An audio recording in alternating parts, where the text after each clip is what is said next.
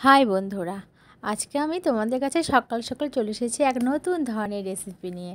দেখো আজ আমি তোমাদের কি রান্না করে দেখাবো। আজ দেখাবো থোড়ের ঘন্ট মুসুর ডাল দিয়ে। দেখো আমি থোড় পরিষ্কার করে কেটে নিয়েছি, তার মধ্যে মুসুর ডাল, পেঁয়াজ, রসুন সমস্ত কিছু ধুয়ে পরিষ্কার করে একসঙ্গে নিয়ে নিয়েছি। নিয়ে তেলে দেখো জিরে ফোড়ন দিয়ে আমি দিয়ে দিলাম।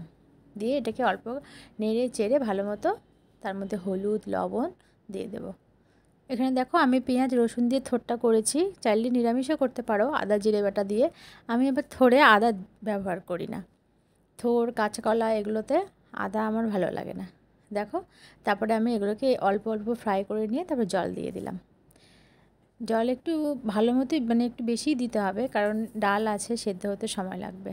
ডাল থোড় ঢাকা দিয়ে রেখে দিলাম একসঙ্গে। দেখো ঢাকা তুলে দেখছি সেদ্ধ হয়ে গেছে।